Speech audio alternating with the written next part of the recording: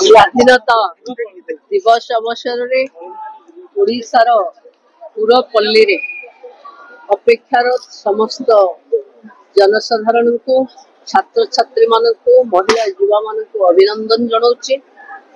କଷ୍ଟଲବ୍ଧ ସ୍ୱାଧୀନତା ଏବଂ ଲାଭର ସତ୍ୟତା ୟାକୁ ଉତ୍ତରଦାୟିତ୍ୱ ନିଭାଇବା ପାଇଁ ଆମ ସମସ୍ତଙ୍କର ଅପେକ୍ଷା। କାରଣ ଆମେ ସବୁ ଅମୃତ କାଳ ଦେଇ ଯାଉଛୁ।